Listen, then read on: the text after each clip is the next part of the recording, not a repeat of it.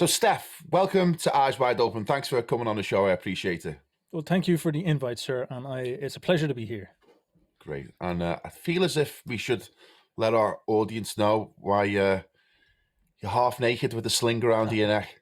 Well, all right. Should I tell them, or will you reveal? I guess I'll tell them. So I This is not a kink. This is because I've got a bit of a bit of a butchered arm. I was in an accident, I'm afraid, and I had a dislocated complex fracture of the elbow of the two forearm bones. And you know the way your joints like connect, you've got the little knob at the top. That knob split in half, so they had to put a load of screws inside of me and hammer a load of shit inside of me. So I'm actually bionic man at the moment, and in quite a lot of pain. It's not been the best. I haven't been able to shave properly. All these type of things. So I look like a bit of a barbarian, topless, carrying a sling. But believe me, the mind is there. So we'll get into it. Maybe suffering more than psychology will make a man of you in the end, you know. Yeah, it's been an education in Yeah. suffering, and it's made me a better perceptive man of the soul. So I'm becoming good. Well, in those circumstances, thank you so much for coming on the show, because a lot of lesser mortals would have cancelled. So great. So I think we know each other from our mutual friend Brian Hislop, who is based in my second home in Algarve in Portugal. He trains out of Colin Burns' Shinobi Gym. Where incidentally, potential Ubermensch Conor McGregor trained during the lockdown. So how do you know Brian? I met Brian actually through just basically through the internet. Like I just know people are starting to meet people this way, so that's what's going on. But he's down in the Algarve. I was actually thinking of going there because obviously the sunny weather and training down there. So maybe we could all rendezvous there at some point. That'd be. It's an amazing place. Really, really beautiful, beautiful place. Good. Yeah, hopefully we can hook up in sunny old Algarve. Yeah. I understand. So before we get into the meat of it, I'm intrigued by your name, UberBoyo. What does that mean, and where did it come from? What's the story behind that? I'm okay. Have I placed this right? You sound like you might be from Liverpool. Is that correct? Yeah, that's okay, right. So you know the incredible creativity of the people of the British Isles with language is something to behold. Like the Cockney rhyme and slang is a famous one. Go up around Liverpool, Manchester, you're like, what the lingo, the jokes and all that stuff. The Scots are quite good as well. The Irish, of course, are very, very good for this too. And so boyo is just a joke word. It's one of those slang words that comes from Ireland. And you'd call someone a boyo. I guess a boyo would be descriptive of a young buck, like a cowboy is maybe the way you'd say it in America. Some guy who's acting the maggot or something like this. And I was just literally just a play on Nietzsche's Ubermensch. So I was like, Ubermensch, why not UberBoyo? The young man who's aiming that type of way. So a bit tongue in cheek. That's about the height of it. And I guess it stuck. It sounded good and it stuck. So I just ran with it. Well, it is good, isn't it? It's original. No one else is calling themselves UberBoyo. So you've coined a phrase, haven't you? It's great. Right. Okay, so let's get into it a little bit. One of the reasons I've been attracted to your channel, which is a bringent channel, it's colourful, it's vibrant, it's energetic, it's brilliant, some absolutely amazing content on there, and I've binged on quite a few of your videos now, so I feel as if I know you a little bit already. But one of the reasons, kind of why it's strange how things happen, Jung synchronicity, yeah. But I was doing research on my previous podcast, which was with a guy called Gary Fong, and that's about Project Stargate, the CIA. And I found your video, which was brilliant, and I want to talk about that later. But then I found that I started searching your channel, and I found out this brilliant interpretation of Nietzsche and Jung and some other philosophers and psychologists, but mainly those two heavyweights of that discipline. And I've been getting a little bit into Nietzsche myself due to my friendship with Richard Grannon. And I just think it's an unusual angle from which to come. And you wouldn't think that the common man would get much benefit from, these arcane, esoteric psychologists and philosophers. But actually, there's a wealth of information, a wealth of knowledge and wisdom and all these, beautiful ideas and concepts that can help us navigate this crazy world that we're in at the moment. And I picked up a biography of Nietzsche, really, really good biography. And one thing that stuck with me is his love of walking alone in the wilderness. Yeah. Right. Like, there's even a book called Walking with Nietzsche. I haven't read it, but I kind of know what it's about now. And he would walk up to 8 hours a day in the mountains of Switzerland and Germany. And sometimes he'd walk with friends, but mostly alone. Richard Wagner was a great friend of his, and he'd accompany him sometimes. But Nietzsche believed that when you're reading all the time, and this is one of the things that I like about what you're saying, is that all you're doing is filling your head with other people's ideas. Yeah, and it's the hearsay of the writer that you're taking on board. And Nietzsche said something along the lines of that he wouldn't trust any idea that didn't come to him when walking alone in the wilderness, right? Because it was during those quiet monologues where he's working out his own thoughts that some of his most radical, original ideas came to him. And maybe go so far as to say all of his radical ideas came to him maybe when he was walking alone in the wilderness. Now, that may have something to do with the solitude and the outdoor space, or the ambulation gives us access into the right brain. Again, we can talk a little bit about that later, and where we can find the collective unconscious, and it's a portal into some universal truth. What are your thoughts on these concepts, and how do you formulate your original ideas? Well, all right. I can dive into this. Jesus, bro, prepare for a rant. It's coming. You've asked a good question, so a rant is coming. So I would say, if I was to try present Nietzsche as simple as possible, because people really struggle with this, I would get them to always think about life in the body and think about what it means to live within your body. So the reason why Nietzsche is saying that walking is so powerful and important is because the thoughts that come out when you're walking are thoughts that are born out of a body that is active and moving. And it's a very key idea. Nietzsche would often say stuff that, for example, our thoughts are not this free thing that happens. First of all, we don't think our thoughts in any way actively. Thoughts happen to us. And second of all, our thoughts are not qualitatively chosen by us. They're not something that happens in a vacuum.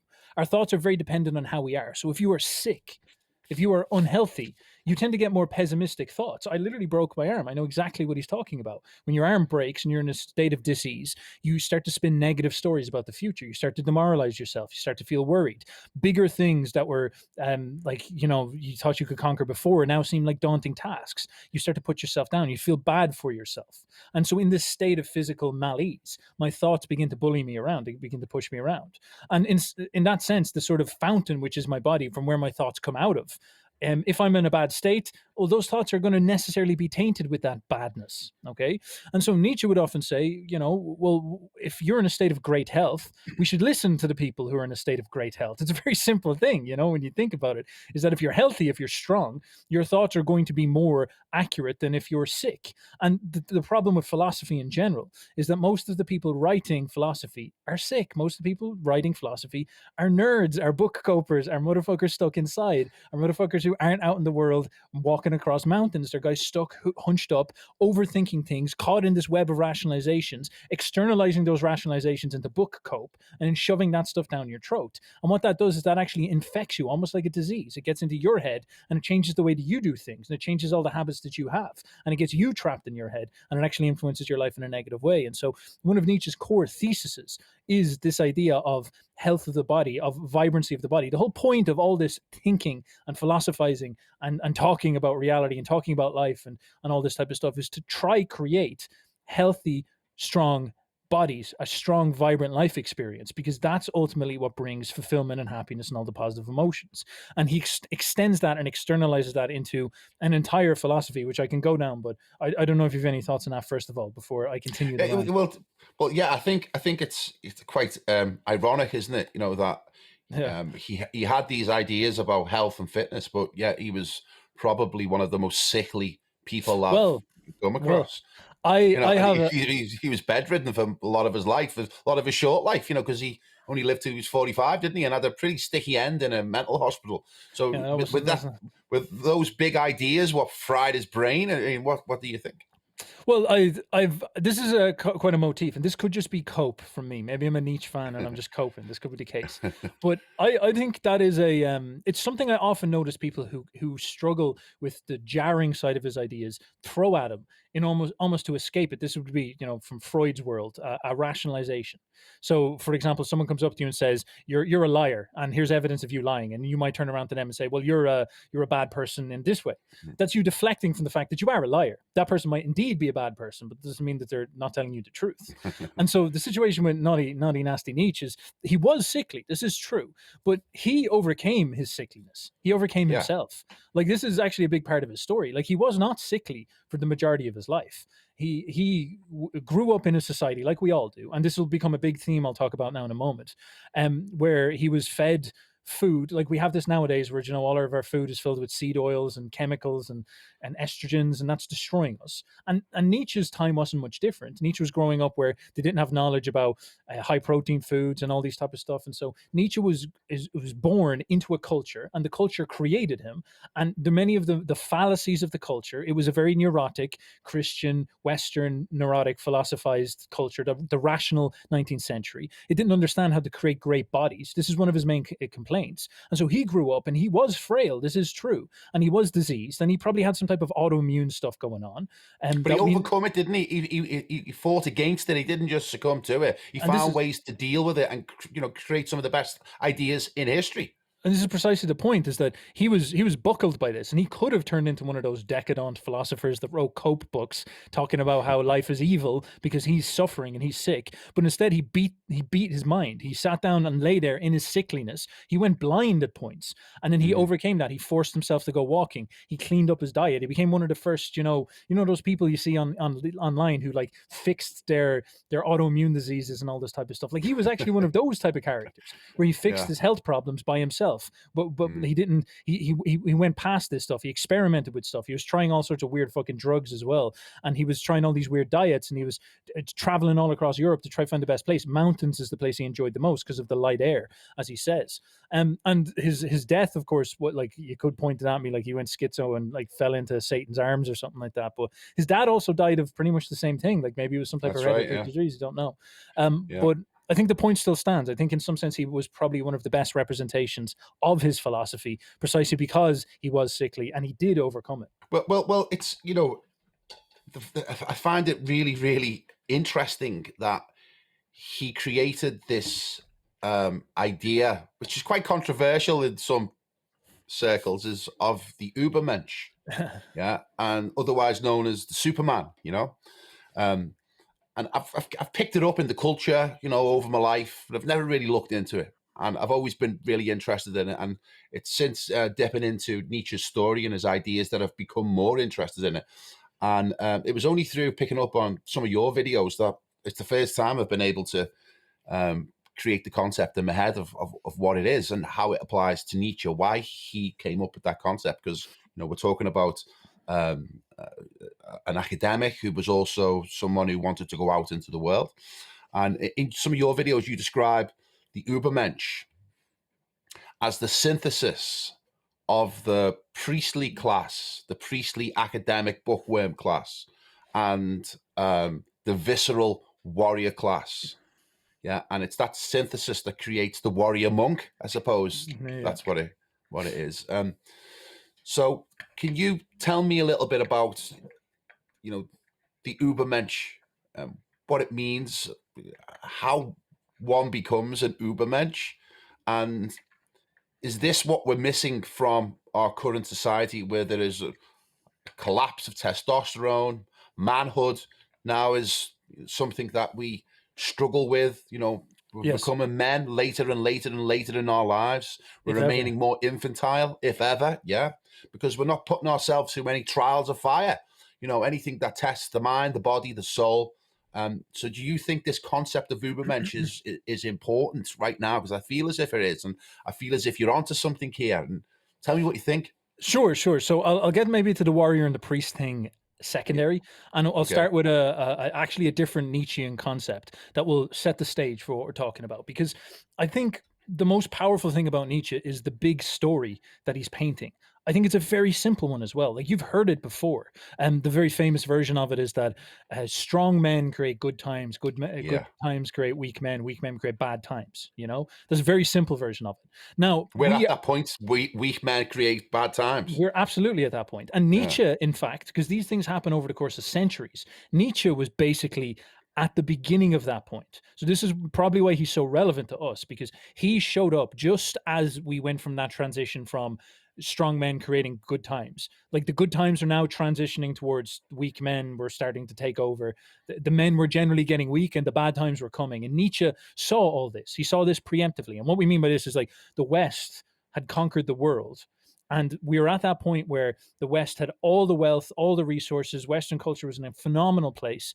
And for that reason, it started to get soft. You know, it started to introduce, like it was only a couple of decades before Nietzsche that you had the French Revolution, which was the establishment of what we call the liberal paradigm of reality, which is where you get equality, fraternity, justice, and all this stuff. And the beginning of the revolutions, this has only just happened on the world stage, and this is tilted to the entire modern paradigm nowadays. The democratic liberal reality is literally the frame where politics is spoken through. I don't even get into politics too much, but the point being is that the point in history that Nietzsche happened is almost like he was like the guy who started our era. And this is how many of the philosophers think about this. Now, what Nietzsche was doing is he was sitting down and he's looking around himself and he was seeing many of the problems that we see. So we hear a lot of people say, oh, men don't have testosterone anymore. And that's just only half the story. Women are absolutely butchered with hormones too. Like they're all on hormone replacement therapy and their birth control pills and all that type of stuff.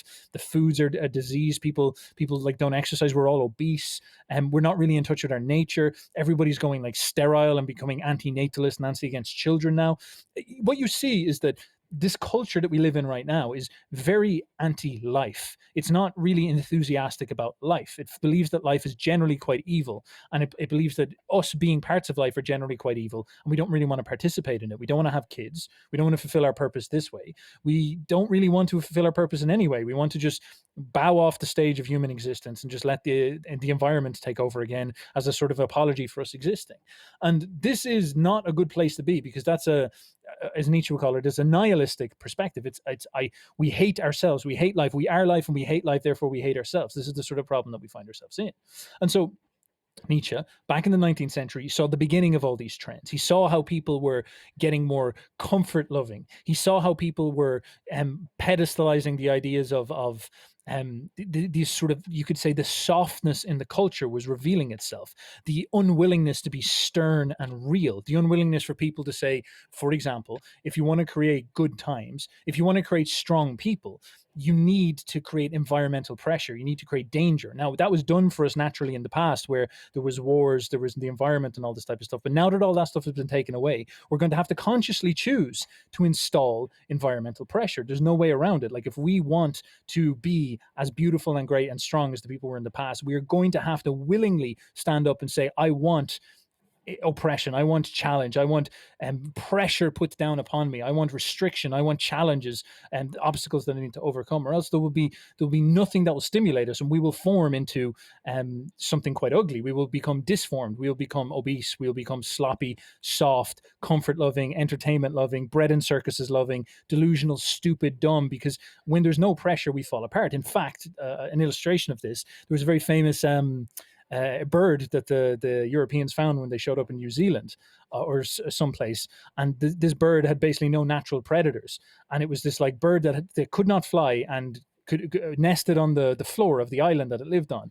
And so when the Europeans showed up, they just like introduced cats or something like that, and the cat just ate every single one of them, because this motherfucker would just sit there and look at the cat. He hadn't seen a predator in 600 years, you know? Yeah, he's soft. Yeah. And this is what evolution does. Evolution is just an unrelenting force that will transform you into whatever you are, basically. So if you're under a lot of pressure, you will become a diamond. If you're under no pressure, you'll become a formless blob of fat. That's basically what's going to happen. And the thesis for Nietzsche, and I'll leave it at this, and then maybe we can talk about what I'm saying.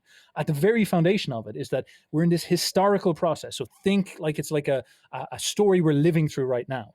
We are dividing as a race, as a people, between those who wish to embrace conscious stress and struggle in order to evolve into something higher and better, versus those who just simply don't want to put themselves under that pressure. They don't like the stress. They're not conscious that they need the stress. And so they're choosing comfort. They're choosing delusion. They're choosing the sweet, comforting little lives. They're choosing Netflix, popcorn, low ambition, uninspiration and all this type of stuff. And these people, over the long period of time, because there's no natural stresses out there, are going to just devolve into something uglier and lower consciousness and more unhappy and more depressed and more riddled with chemicals and all this type of stuff. And they'll basically become a sort of undercast, if you want to think about it this way.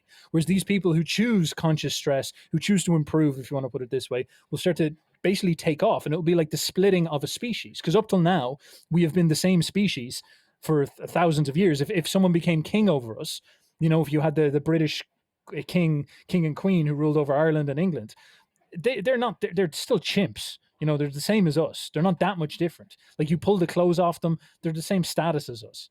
And not much has changed. The peasants and the kings were the same. But now things are changing, because now things are going to get fast with evolution. We're going to have these guys up on top who are taking on this pressure, will get healthier, stronger, better. They will start to get the access to genetic modification tools. They'll start to grow designer babies. They'll become they'll become like a new species. They'll start to live longer. And then these people who don't have any of that pressure, they will start to devolve. They'll become the blobs. Well, it's funny. Like 100 years ago, the working class were thin, because they didn't get enough food. Now, the working class are fat, and it's the poisons in the food is one thing, but also, like you say, is our drive for survival has been blunted because everything is easier. I think as a result of the Second World War, when mass industrial scale farming, industrial scale consumerism, everything became cheap and everything became easy. So in my life, we haven't been tested. We haven't had to go to war like previous generations, and everything's been soft. And like you say, if everyone becomes flabby, why would you put yourself in these stresses if you've got no conception that those stresses are what make you tough and strong and a man, and all the things that you need to do to truly understand our existence on this mortal coil? And most people are just happy, like you say, to be tuned into the matrix, and that's it. They're happy with that. And I talk about this a little bit with Richard Grannon in the interview he did with me last week, is that my particular story is that for unknown reasons, I chose some of the ultimate stresses I took on the system, right? And I went to court against the banks, and I went to court against the police, and all these other major court cases and defamation cases. And it was a 5 to 7 year period of my life where I was under stress every day. And that's what I credit as making me a man. Right. It gave me the maturity that I was probably lacking somewhat before then, and without those experiences, without that challenge, without those stresses, I probably still would have been bumbling along as I was before that happened. So 100%, I think that's the big issue here, is that everything's too easy for everybody, and that's why I like the idea of the Ubermensch. Okay, we've become this consumerist population of information. It's just coming at us like from every angle. We can consume information constantly, but if you don't do anything with that information, if you're just hoarding it, if you're hoarding the letters in your head, then it's absolutely a waste of time, and it's a futile situation. And soldiers or fighters, or those other guys at the other end of the scale, if they're just fighting and they're not putting anything else in the head, then they're on the same scale as the consumers of information. And it's that guy in the middle, the one who takes from both ends of the scale. I feel as if he can cut through the noise and get enlightenment. And this is a pretty important thing, because if you're to set this out properly, like what Nietzsche is doing is just describing, it's almost like he's describing, you ever go into the newspapers and there's shots of like a chess match at a certain part of the chess match, and they say like, what are the next moves for you to finish it? Because when people approach things like philosophy, they abstract, they generalize. And this is very, very, like, it's useful sometimes, but it's not necessarily the most sophisticated thing ever, because we're never starting where we are in this sort of zero-sum situation. People, for example, talk about happiness and all this. It's like, look, whatever you want to talk about your life, you live in history. You live in a moment of time. And that moment is really important. Like, if you wanted to be Buddha in World War II, you'd have to deal with the problem. There's fucking bombs everywhere. You know, you have to deal with the history as it lays itself in front of you. And so the snapshot of your reality, of our reality, maybe if we lived in back in the day and it was during the Crusades, that would be the sort of theme of hundreds of years of our lives, talking about what it means to go down to the Middle East to be a brave warrior to fight the Muslims or something like this. Same with the Muslims in the opposite end. They would have been having the same conversation with their boys. Now we are in a different situation. We are in this sort of blast fragment that has happened after the Industrial Revolution, is maybe what you could call it.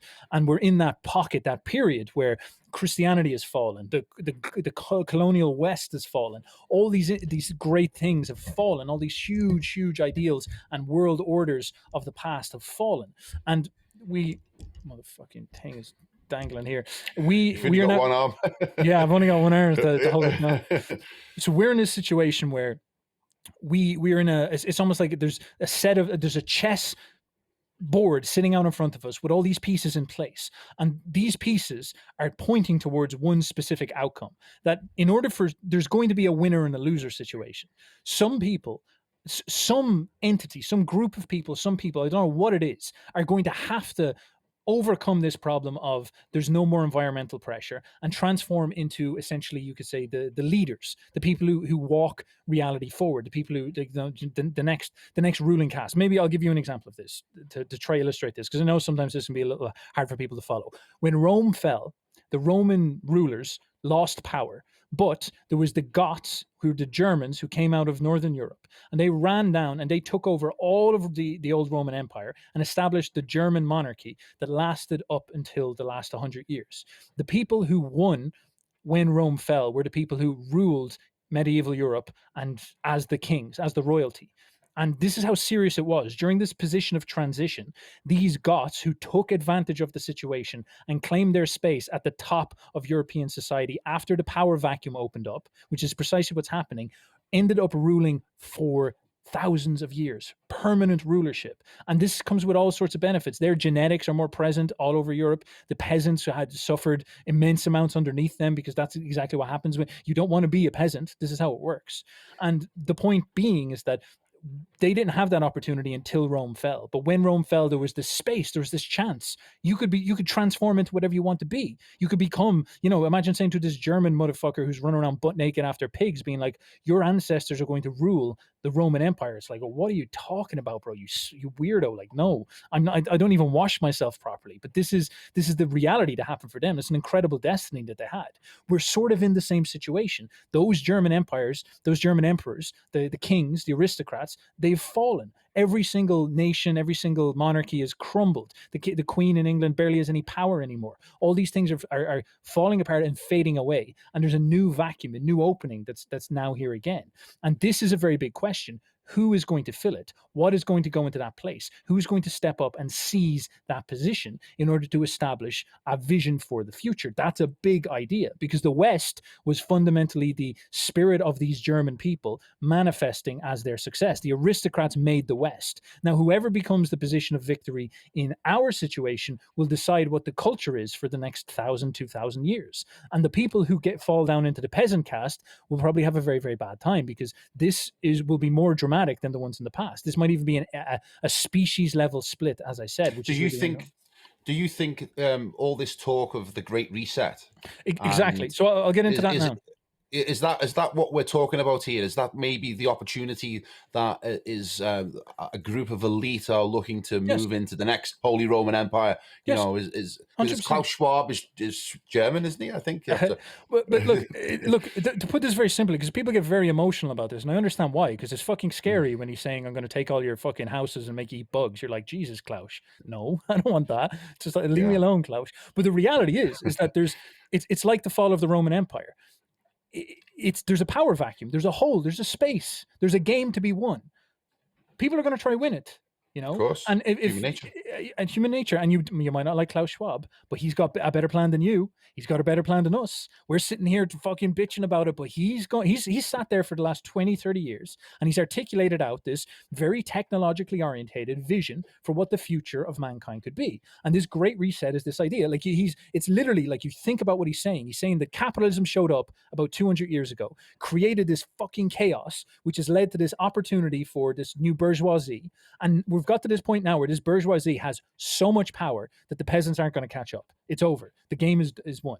All we need to do, we capitalists, we need to sit down and we need to consolidate our power and create a new system, which is no longer based on free market competition, but is now based on our desires, which is we want to temper and control the earth. For example, he says this quite clearly. We don't want all the last men, the blobs, the fats, to eat to be just useless eaters. We want to put carbon credits on them. They can't eat as much meat. They have to eat cleaner foods. Because like, think about it. If you're Klaus Schwab and you're about to take over the world, you don't want a load of McDonald's eating Americans and Irish and British motherfuckers to be just destroying your planet on you.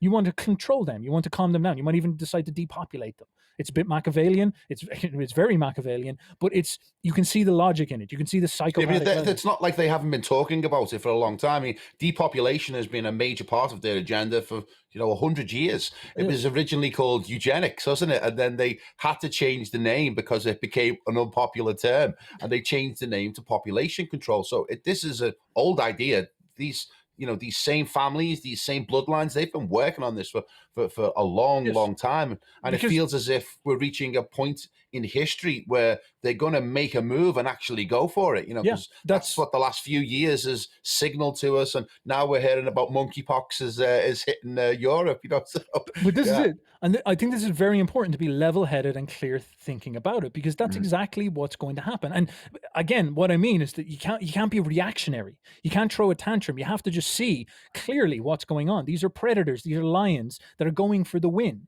There was plenty of peasants in Europe who were pissed off as fuck that the Germans took over. But the thing is that they didn't have the military power and organization to stop the Goths from taking over. So they ended up being the peasants. And this is just the binary reality of life. If you're not good enough, you will be conquered. Now, in the situation we're in, there's a huge amount of people who are unhappy about this stuff. But a huge amount of those people are lazy, don't have discipline, are disorganized, are not heady and realistic, are not planned. They don't extend this stuff out, and they will be conquered. And it's brutal, but it's the reality.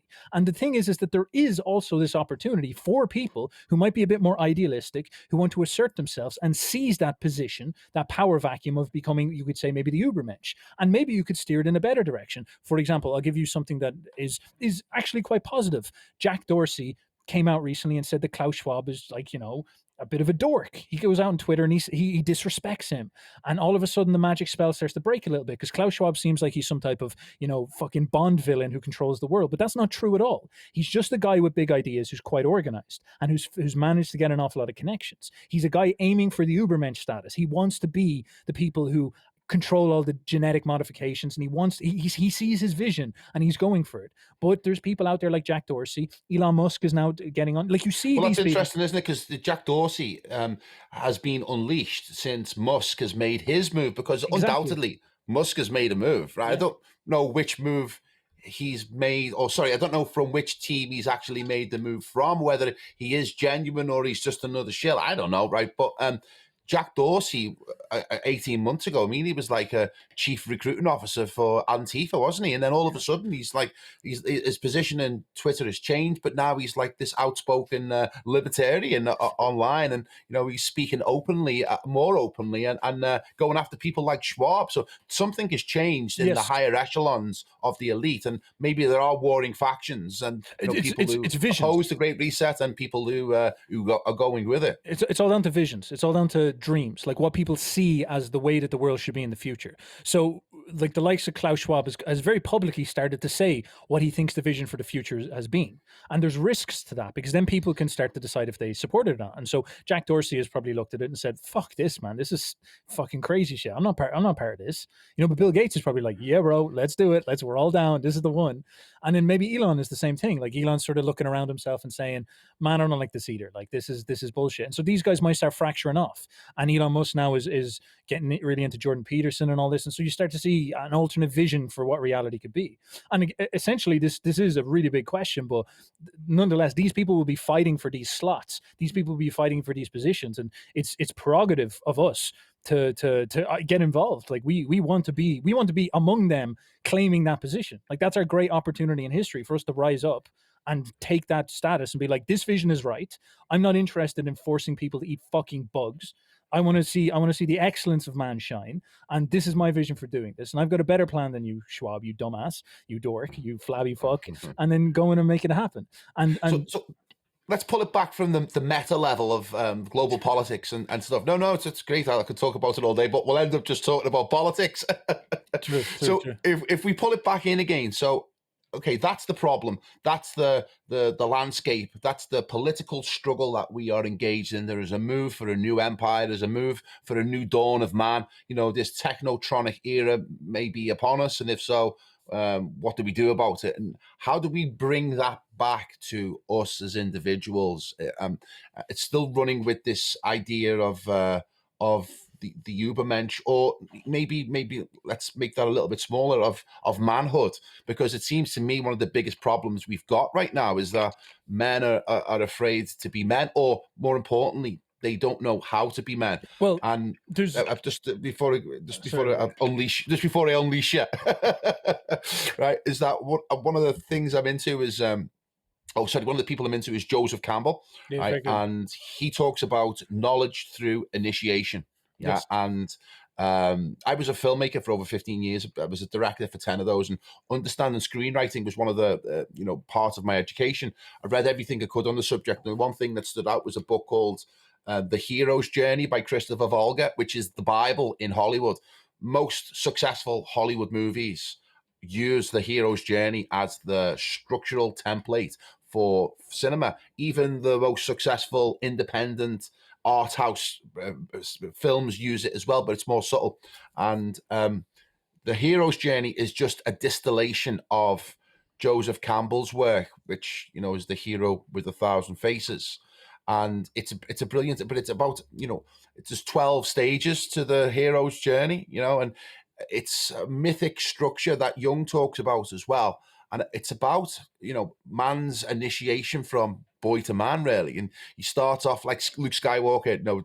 Star Wars is the classic example of the hero's journey, and it follows it step by step. And Luke starts as a boy, goes through the hero's journey, and comes out a Jedi at the other end, which, could be another euphemism for the Ubermensch. And what it seems to me is that in previous societies or previous age, men would be initiated, as part of the culture. Joseph Campbell talks about it in tribal cultures where they actually put them through some hardcore initiations. And I think there's one tribe in Africa that still does it, is that when a boy is ready to become a man, he's sent into the wilderness and say, don't come back until you've killed a lion. Right? Yeah. And he has to go and do it on his own with his bare hands. Yeah. And that's how he's allowed back into the tribe, because if he doesn't do it, he's not allowed back in. We don't have those initiations anymore. In fact, we're kept mollycoddled by a nanny state, a communistic nanny state, and achieving manhood becomes much more difficult. Campbell calls it the psychology of dependence. So what are your thoughts on these narratives, on these archetypes, and how we can, maybe find ways of putting ourselves through this initiation to get the true knowledge that we need? Yeah, I hate to sort of bring it back to politics in a way, but I think a very important thing that a lot of people miss out on, because this is part of the problem of the West, is this sort of abstract individualistic naivety. So we often think that we all can just have a hero's journey. But that's not really as true as we'd like it to be. For example, the very, very famous scene of an initiation experience, a hero's journey, is from the movie 300. And the movie 300 happens where young Leonidas is sent out to kill the wolf. And all of us think, the West just needs those type of initiation processes. And it's like, there's a brutal reality underneath this, though, because the Spartans were a ruling caste who conquered a slave caste called Helots. and the people who were allowed to fully express their manhood were the people who were the conquerors. The people underneath the conquerors were usually restricted in their ability to express their manhood. This is why this story I'm sort of saying is so serious, because if you lose, you get castrated. You lose the ability for you and every generation after you, your DNA, your destiny gets restricted massively. You don't get to individuate or initiate quite as much as you would like if you were conquered, if you were overcome. And that's a brutal, brutal truth. But it is something to keep very clearly in mind, because the problem we have in modern society is that it's not necessarily that you can't initiate. It's actually very available in many different ways. You can just go and learn to box. Like, that will pretty quickly get you into an experience of initiation. But the thing is that you're not useful for society if you're initiated, because an initiated man is a free man, and a free man is a man who is a source of will within himself and has his own creative agendas. And only a few men can ever really be that. That is a restriction towards the gifted, the heroes, the ones we all aspire to be. But the vast majority of men are like, they're pushed aside for this type of stuff, and that's a very, very hard truth. Now, I'm not saying that necessarily always has to happen, because I could imagine you could create a culture which would be very, very positive and initiated as many men as possible, or at very least had a large amount of men initiated because we all believed in ourselves in this type of way. But I don't see how that stuff can happen in a vacuum. Now, that would be the first thing I would say. In terms of the problem that we have in our current society, then, is that this story in some sense involves itself as well, because what does it mean to be initiated in the modern world?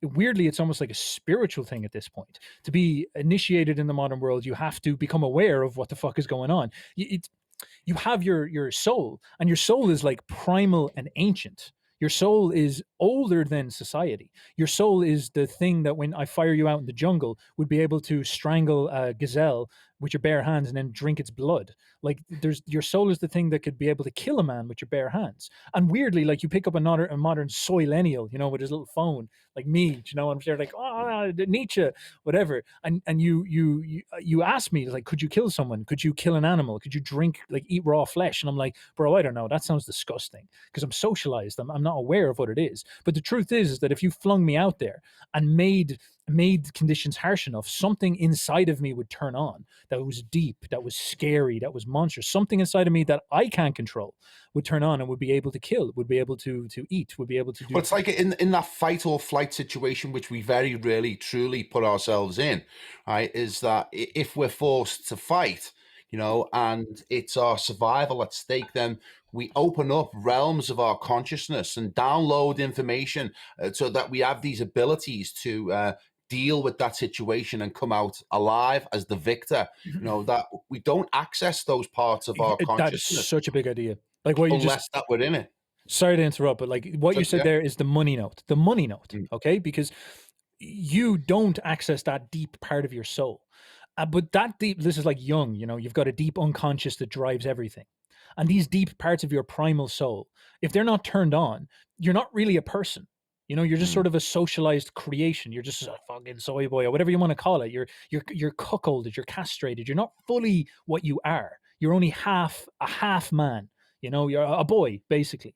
And this is really important, because if you strung me out into the jungle and I had to like choke an animal to death and kill a predator with a spear I made myself and all this type of stuff, I would come back and it'd be something different about me. I'd have this really weird relationship with my emotions. So when I'd be hanging out with the boys and someone would say something disrespectful towards me, before, maybe when that impulse came up of like, I just got disrespected, what I was used to doing is, because I'm socialized, is grabbing it and pushing it back down. I mean, like, don't cause a scene. Don't upset people. But instead, now I'd have this ability to just let it go and be like, hey, what the fuck? And just stare in someone's eyes and be like, don't say that about me, or something like this. And that little difference goes very, very far, because you actually trust your instincts. And all of a sudden you stop being at war with yourself. You realize that the majority of your soul is very much on your side. It's just that it's fucking scary to listen to it, because it will get you into fights, because it will get you to go and talk to the girl. You're walking down the street and you see a girl that you like, and then all of a sudden that urge bursts up inside of you, but you grab that and you socialize it and you say, I don't want to annoy her. Oh, she's walking too fast. She's not my type. I'm too ugly. She's too ugly. Something like this. You push it down. down because you want to ignore what your passion just told you. And you develop this inauthentic relationship with your soul. You're getting rid of it. But instead, this is a way, like, these are all ways of initiating. You know, you could go and you could say, well, you felt the urge and you could just say, fuck, I have to do it now. Even though I'm scared, I have to go and I have to talk to her. I have to see where it goes. And you develop this very congruent relationship with your soul. Your soul just expresses itself very, very normally and naturally. And what begins to happen is Jung would call this your anima. You begin to animate. You begin to come to life. And this is literally what the Roman word for soul was, anima. You like an animal, like animation. You are moving, you are created, you're living, you've got life pulse inside of you, because these little shoots of energy are now coming out of you as opposed to you pushing them away. And then the very core of this comes self-belief, comes the desire for victory. It's exactly what you just said. You start to realize that life wants to win. Life through you is trying to win through you. You're an avatar for life to overcome reality, whatever reality it is. And this is an amazing thing because it becomes this eternal source of power inside of yourself. You're out there to win in your favor. And this is the great ancient law of competition. You know, why do we put two guys in the ring and watch them fight? Because they both want to win. And this is a beautiful thing. And we allow them excellence, isn't it? It's the pursuit of excellence to reach the peak of what we can achieve as humanity. And I think that's where the West dominated the world, isn't it? That everyone has done what the West has done, every other culture, every other civilization, but we were just the best at it, you know? Well, this is it. Like, you talk about beauty because there's a very deep wisdom and beauty to this, because what life is fundamentally is life is in this grand, great war against death. And it's an incredible victory. Everything dies. Time will kill all of this stuff. Entropy comes in and it destroys everything. My grandmother just had a heart attack. You know, it's like, it's over. Like, it's brutal. Life will be taken from you. I'll never see her again.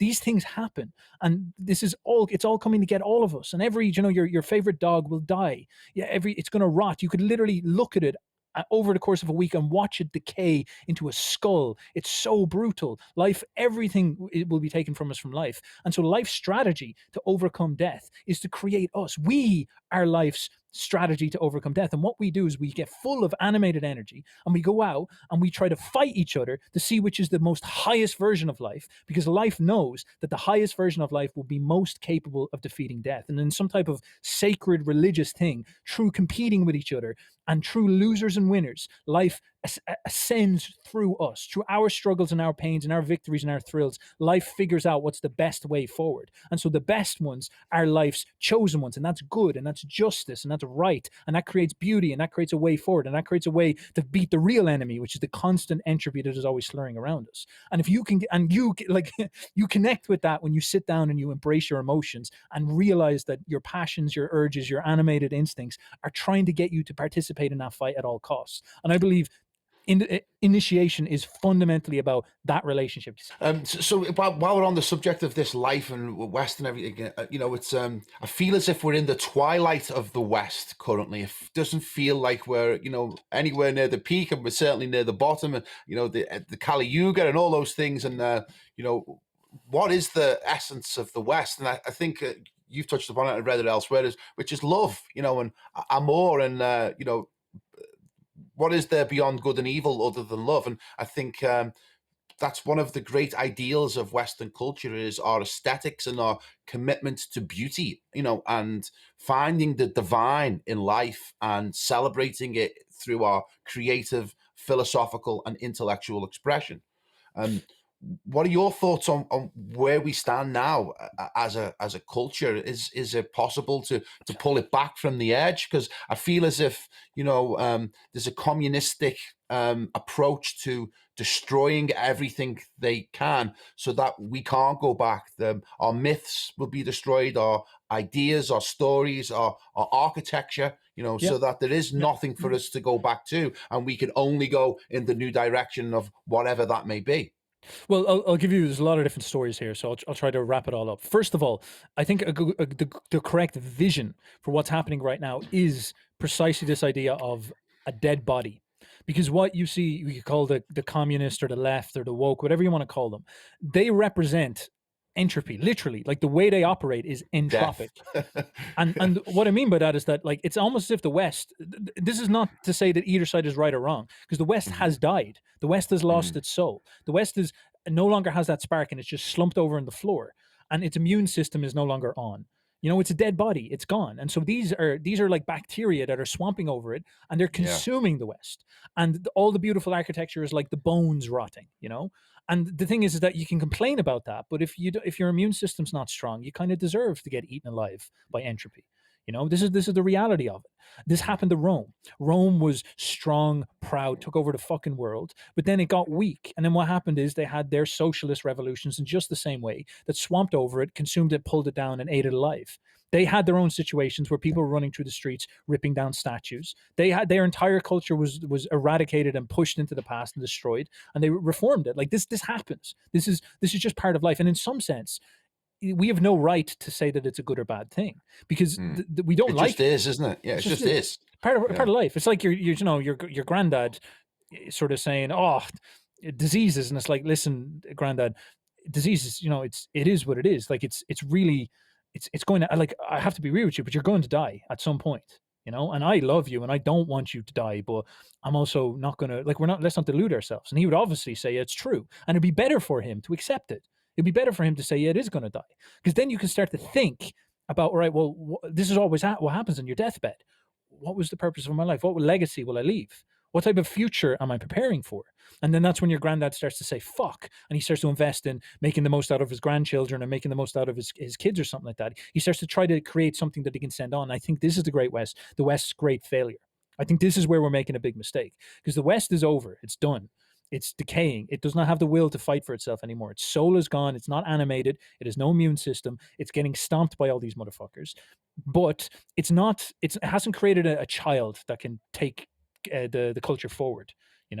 The Romans, like the Goths, came in and sort of took the Roman culture forward into a new era and all this type of stuff. But we need to ask ourselves precisely how we would create something new. Like, what would something new look like? And this is what I'm saying. This is what I was saying at the start. You have Klaus Schwab, and he has come up with a vision for something new, and we don't like it. But to be honest, it's better than anything I see otherwise. I don't see anybody talking on the level of depth and forward thinking that he is. And that's scary, because that means he's the cutting edge. Now, where are the people who are turning around and saying, well, we've got a comprehensive, well-orchestrated plan for a different direction? But Nietzsche, I believe, was one. This is why I would bet so heavily on him, because he offers probably the most positive vision for where you could go forward. I just simply don't see anything else. But what is that vision? Well, again, you set out this story. You have this vacuum where you could become like the Goths who rule over Europe afterwards. The people who achieve this will have all sorts of interesting powers at their hands. They will have the ability to use technology. Because think of what Klaus Schwab is talking about. He's talking about how to use technology to augment human experience, transhumanism. Now, that is a neutral force. It's like the internet. It can be used for bad or good. And it's really just up to you to say, how will I use it? So the Ubermensch are going to be the people who do take these technologies, take these possibilities, take these tools, and utilize them in an affirmative and creative way, in a way that makes life justified, makes life enjoyable. So, for example, they might take biohacking. They might not focus on, shoving everybody into this experience of having to eat bugs. They might not. They probably won't turn around and create this like horrible lockdowns and all this type of stuff that is crushing on the human spirit. They might turn around and say to themselves, how do we promote human creativity? How do we create a paradigm that promotes these more positive aspects so we can create a culture that's actually enjoyable to live in? They might spend their time not, like, the way you see people ranting about health in regards to the lockdowns. Imagine if you had people ranting about healthy eating instead, or something like this. They were promoting true things that brought towards health, all these type of perspectives, utilizing all these biochemical stuff, the biohacking stuff. So, for example, I broke my arm, and there's all these new technologies like stem cells, like peptides and all this type of stuff that can allow you to advanced healing. There's all these people out there looking at anti-aging solutions that can slow down aging and stuff like this. These are all really powerful things that I would love to see engaged in the world, and a culture to form around them. Currently, there is actually a culture forming around it, like the likes of Tony Robbins. I know he's a bit of a cliche, a bit of a self-help noob, but he's like really in deep in all this type of stuff. He's like a high-performing dude who really, really believes in all this stuff, and he believes in people, and he really wants to see people succeed. You can could see a positive vision there of a culture that would be very healthy, very strong, very creative, very free, very severe, have strong values, instead of what we're kind of seeing as the alternate now, where all these same technologies are going to be used in order to promote, just really crazy identity changing, gender bending madness, combined with like health destroying attitudes towards life that are all just very, very negative, that are pulling people down in a different way. And you can see these two factions forming, and you can understand that if one of these plays itself out long enough, one of them could come out on the other end as a victor, and it would be very positive if that was like maybe we could say the biohacking Tony Robbins style Superman or something like this. Now, maybe I wasn't clear enough on that, but it's the kind of formulation of my thought at the moment. It seems to me that what the objective here is everyone's trying to cheat death, right? And it's life is followed by death, yeah? And there is this idea amongst the elite that this generation of the elite will be the immortals, that they have figured out how to beat the code and live forever, and this is their objective, but yet because they're so afraid of death, right? And our culture generally is, it's a big taboo, isn't it? Nobody really talks about it in any real depth, but yeah, maybe death is the escape. We go to live in the eternal in another realm. I mean, maybe there's another idea to think that, all this trying to cheat death is a false idea, because that kind of brings me on to another subject, which is Project Stargate. Right, because I know you've done quite a bit of study into Project Stargate, and what that was the CIA issued a report which revealed that the CIA had paid for a secret operation up to $25 million they spent on it over 10 years, in which they were trying to create psychic soldiers or psychics that could develop astral projection, remote viewing, and other psychic abilities. And if you read the report, it's written by a subordinate to his superior. So there's no propaganda involved. It's just someone making a report to his boss, right? And he's speaking in such a matter-of-fact way that you can't help but be convinced of its truth and validity. And then you do some more research into it. Although in your video, you thought the CIA were trolling us, didn't you, at that document? Yes, so disinfo.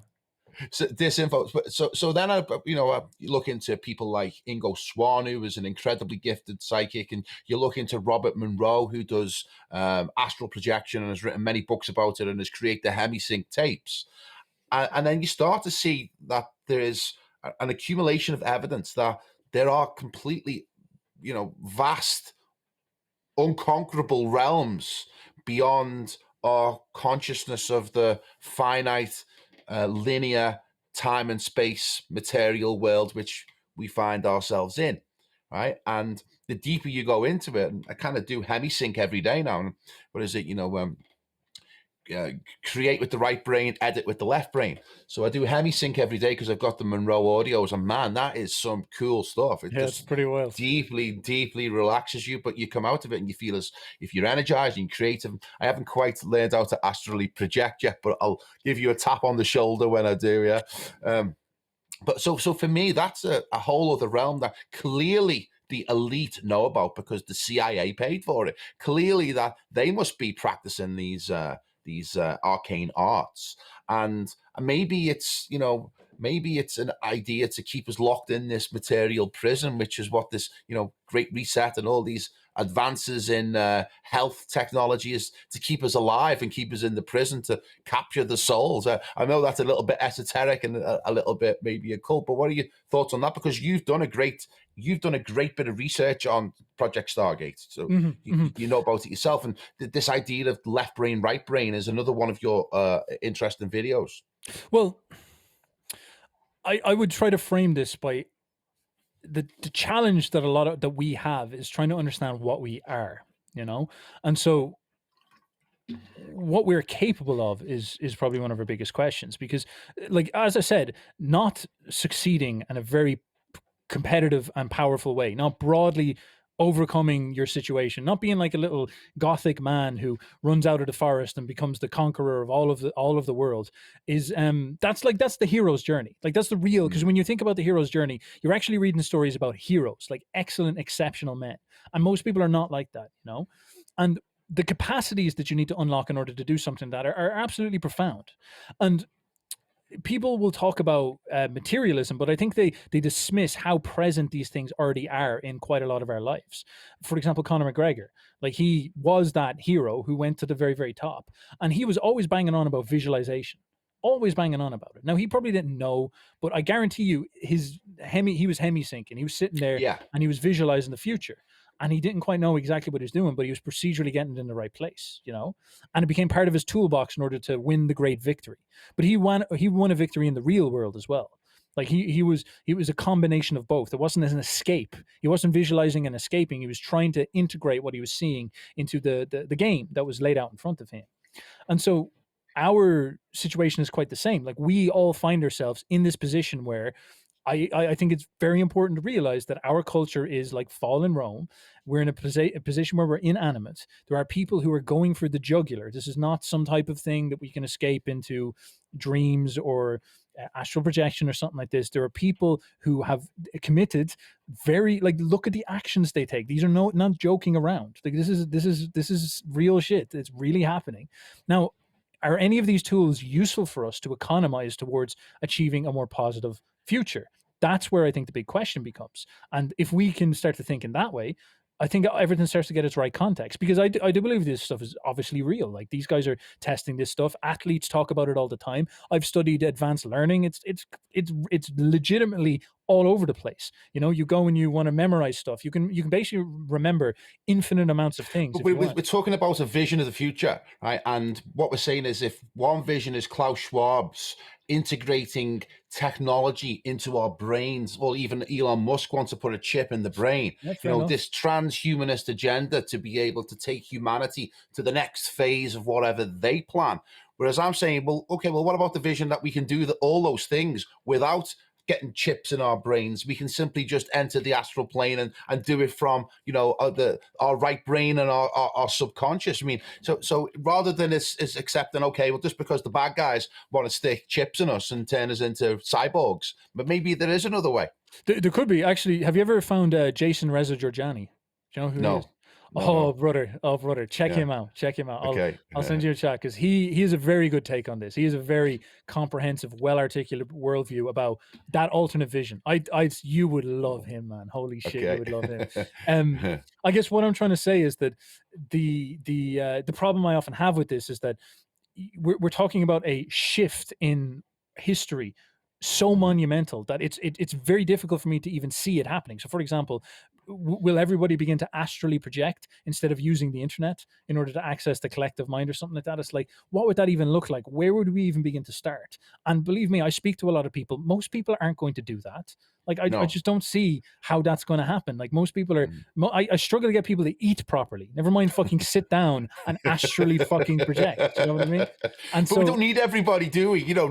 All revolutions are only ever done by, 10% of the population. The majority go along with it. I mean, the mass formation psychosis, Matthias Desmet, who presented this technical definition of it, he says that 30% of the population are the ones who are totally bought-in cultists of the mass formation, and they will take it to their grave. There's no shaking them at all. Then there's 40% who go along with it because they're scared of the government or fear or those things, but they don't believe it as such, but they pretend to believe it. And then there's another 30% who are totally impossible to indoctrinate with the mass formation, and the government is always trying to squeeze that last 30% to even smaller margins, so they have less and less influence on the society. And the war kind of thing is between, the 30% who aren't being mind controlled or propagandized, and trying to win over the 40% in the middle. So I don't think you need massive numbers for, global change. And the elites show that you don't, because by nature of their term,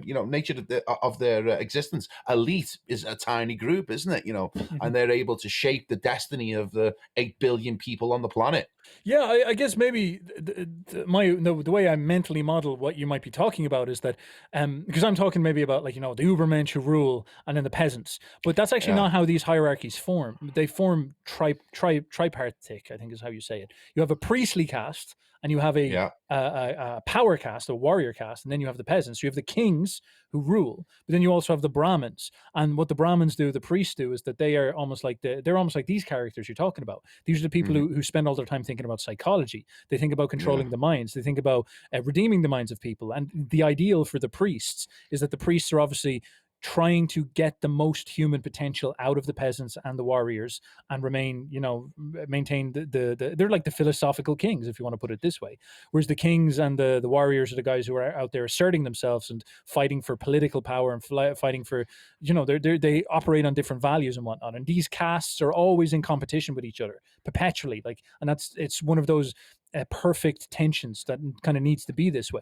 And maybe what we might be talking about is that there is potentials in stuff like exploring remote viewing, astral projection, and the ability, like these capacities are 100% real. And it might be necessary for certain groups of people to specialize in what this is and really think about what it is. But then there'll also need to be sets of people who are extremely grounded, realistic, and goal focused, and sort of like, all right, well, let's just get it done in the real world the best we can. And these two can work together and they can integrate and all this type of stuff, but they can't be like I don't think you can tilt to one or the other being right, because that almost doesn't make sense. You know what I mean? I think another thing that came from that CIA document, which I thought was really interesting, was this whole idea of the left brain and the right brain. That we have two separate hemispheres of the brain. They have two different functions. They have two different perceptions of reality. And the left brain is more logical, and the right brain is more intuitive and creative. What do you think about how the brain is related to this struggle and the control of the hemispheres? Because I know you've made some interesting comments and you have an interesting take on this, and you've done Well, some videos and stuff on it. the neuroscience of this is actually very interesting. So the species that we live in is binary, is split up into a duality, and that duality is man and woman. The way that life is figured out as the best strategy to defeat death through humans is by splitting us up into girls and boys, and she uses sex to make us unify. And sex is quite an enjoyable experience, and so that's something that's very interesting to think about. And the way that we work is that we are split into left hand and right hand, like we're dual beings. The majority of our most powerful functions are dualized. The best computers don't use just one big giant computer chip or computer processor. They have what we call a dual core processor. They split it into two and have this dynamic interaction working between the two of them. What we basically do here is we get two separate pieces to take on different roles, like a general and a soldier, or a man and a woman, or dual processors, or a left hemisphere and a right hemisphere. And this becomes more dynamic and effective than if we just do one singular role. This is you know this from boxing. If you are fighting, you have a what we call a power hand or a backhand, and then a jab hand, a front hand. And these are really important, because if you just stand square and use both your hands the same, you'll be weaker, you'll be less capable, you won't be able to fight as well. The point being is that our brains are designed like everything else in nature, for maximum efficiency and maximum power. And so when you're sitting and saying to yourself, how do I get the most out of myself? Because again, if you're on this hero's journey where you're not going to be like the normies and you're going to sit there and just drawl away as you watch Netflix while Schwab fucking feeds you bug popcorn or whatever it is, you're going to say to yourself, how do I get the most out of myself?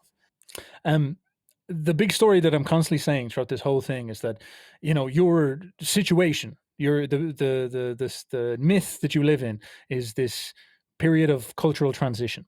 And the hero's journey for you is that you need to get the maximum amount of power and potential out of yourself so that you compete and succeed, because that's what life wants out of you. Life wants you to compete and succeed and come out on top. And if you want to do a good thing, do that and bring all your friends with you and create great art and create new culture. And believe me, you will solve all these problems that everybody's complaining about. Your brain works the same way. Your brain has this processor in the left brain, which is almost like a calculator and a computer, very good at sequencing out time, very good at getting rhythms down and stuff like this. The right right hemisphere is more to do with imagination, context, big picture thinking and whatnot. Ian McGilchrist, you could look for him as well. I'd say you'd love him. Describes it as having a master and its emissary, or basically a general and a soldier. The soldier goes out and actually executes stuff in the battle, in the world. The general stays back and sees the big picture and sees the plan. The soldier can't see the plan. The general can't see the battlefield, but they work together in order to win the war. Now, this is just a big story when it comes to all of this type of stuff. Most people live under their potential. Your left hemisphere and your right hemisphere should work together, like man and woman in the species work together to create babies, to create families, to have sex. Like, this is important. It's the same with your brain. Your brain, you like most people are walking around just having their left brain stimulated by bullshit information that comes in through Netflix or something like this. They don't actually ever access their own ability to dream, to imagine. They don't ever go beyond themselves to get the maximum capacity out of themselves. How much does a boxer know about his left and his right hand? How much more does a boxer know about his left and his right hand compared to you, who've never fought, someone who's never been in the ring or something like this? It's vastly different. And so again, with this whole idea that getting the most out of yourself comes from pushing yourself to the absolute limit. And I guess I'll leave it on that note. Okay, well, unfortunately, we've run out of time here, and I don't even think we've scratched the surface. So it's been really fascinating and great speaking to you, man. You've got this nailed. Thank you, brother. I know that you'd run a program to help people. At the end of your videos, you kind of you only talk about it briefly. Do you want to talk a little bit about that before we finish? Sweet. Because it's very, very simple. Like, I'm obviously quite a good speaker, and I obviously am quite perceptive of people, and I think, and I'm also talking about people maximizing their potential, and I see often people don't understand how powerful these two skills are. Like, your ability to understand people is a superpower. It's unbelievable. Like, look at Gary Vaynerchuk. Look at all these CEOs running around in the world. So do you think that's why psychology is important for the common man? Because once he learns it, he can more easily integrate with people on a social level. Yes, win and make it more competitive. But I think psychology is a joke in the way it's taught, because people's conception of psychology is hilarious. They think of it as some type of like defensive cope support system for when you're down on life. And that's fine. That's a part of life. But that's like saying rehabilitation is all that exercise is after you get an injury, fixing your elbow. That's all that exercise is. That's all the gym is for. That's bullshit. The gym is for reaching the maximums of your performance to do incredible things in the world. Psychology is just the same. The stuff that you can do when you understand people. I work with people, for example, who run teams with, like, they're making a lot of money. They're like hundreds of thousands a month.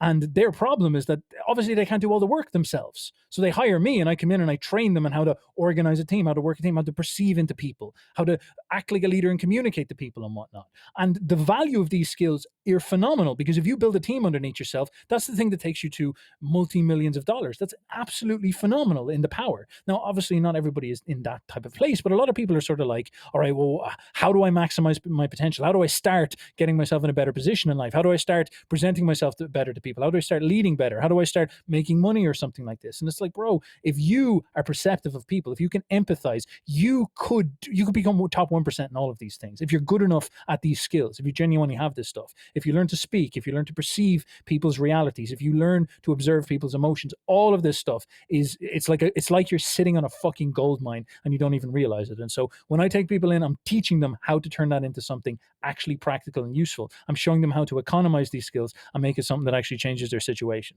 That is the skinny of it, the elevator pitch, if you will. Yeah. Okay. Good. Well, I wish you all the success in the world. It's been absolutely fascinating chatting to you, and long may your channel continue, and hopefully we can do it again sometime and take it from there, or maybe meet in Algarve in Portugal. That would be good. We should definitely do that. We'll get in touch with Brian and we'll meet in Algarve. Okay, Stef, thanks very much, mate. Appreciate it. Thank you, brother. Thank you for everything.